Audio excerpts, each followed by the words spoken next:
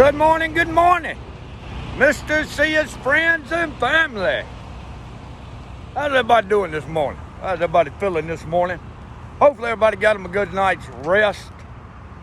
Hopefully everybody has one awesome day. Look, I want to start this off this morning talking about something that really gets on my nerves, but something that should never, ever happen. And this is news, but this morning is going to be different.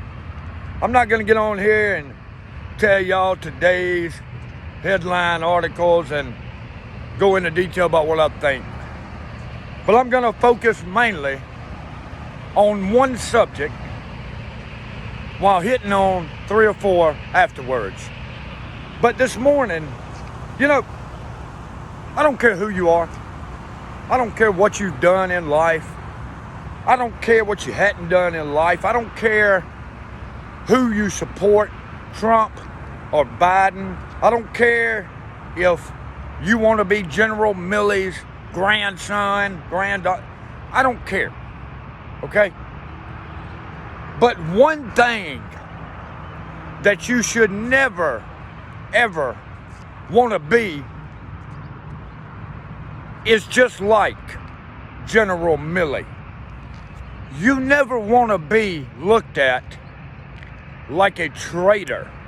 But this guy's not only looked at like a traitor, he is 100% a known traitor of the United States of America. He 100% called a foreign country and told them that he would call and let them know if the United States was ever going to attack them. Though the United States never even had, in not even a 1% chance that we were going to attack them, he still betrayed his country. He still backstabbed a sitting president at the time. But look, what I'm getting at is, all of a sudden now, after Kyle Rittenhouse is found not guilty on 5 different charges, y'all know that, everybody screamed white supremacist. Everybody screamed conspiracy theorist. And all of a sudden, the first interview that he does, wasn't the first, but the first interview I saw was Tucker Carlson. Now, don't get me wrong.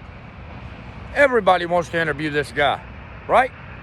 Everybody wants to interview a 17-year-old kid who had legally possessed the AR-15, was attacked, and he defended himself. Everybody wants to interview him to get more of the story out to the public, right? Well, tell me why would somebody that was called a white supremacist by the President of the United States, right? Why would that person turn around and mention, I support Black Lives Matter? I mean, me personally, this is just my opinion. If somebody called me white supremacist on TV for the world to hear it, and I'm a white guy, I would never bring up Black Lives Matter or race at all. But anyways, so that interview kind of led me in a different direction. Because not only did he mention he supports Black Lives Matter, but right after that, they go on and attack Linwood. Now, I know everybody thinks or knows Linwood did Kyle Rittenhouse bad. And there's not too much I can say on that except one thing. Linwood is a defamation lawyer only. Kyle Rittenhouse had Linwood as a defamation lawyer, but Kyle Rittenhouse had a different lawyer for the criminal part. He had a criminal lawyer. I don't know his name. I don't care to know it because he was no good at all. But when it came to making the decision on whether to bond Kyle out and let him go home to his family before court, that was not Linwood's call to make. That was not his call at all to make. That is the call of the criminal attorney. All right, so let's go on past that. So they fire Linwood and the criminal attorney. Well, in this interview, they go on and attack Linwood. Well, after that, everybody comes out and they're like, oh, Kyle, they have got a hold to him and they are using him like a dog. They are treating him like a dog. Well, he goes on and Kyle goes on Twitter. He goes on Twitter now and tells everybody who supports him that he does not align with one political party or the other. He goes on to say that while Trump treated me and my family good at Mar-a-Lago,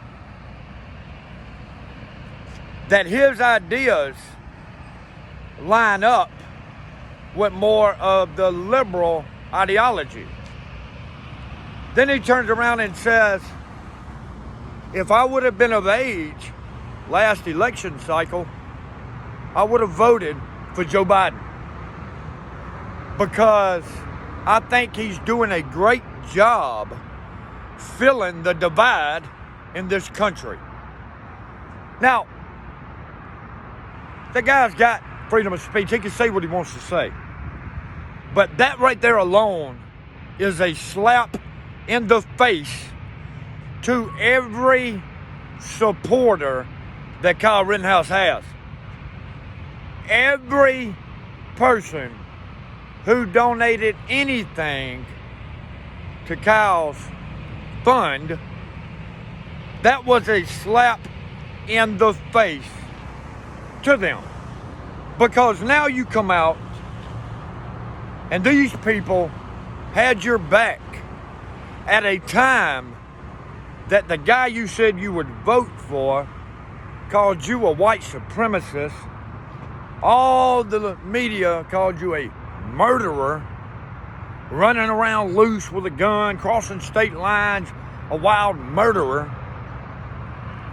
I mean, seriously. And then you turn around and say, I would have voted for that. See, at first when I saw that Tucker Carlson, you know, I didn't think nothing of it. But also, in this same little interview deal, where he went and said that on Twitter, again, they attack Linwood. So now I'm looking at it like, you know, they want to now say that they're going to put federal charges on Kyle since he was found not guilty. So I look at it like, well, maybe Kyle went to Mar-a-Lago. Maybe they talked. Maybe the best thing for him to do is act like that he supports that side. That way maybe they don't file them federal charges, right? But let me tell you something.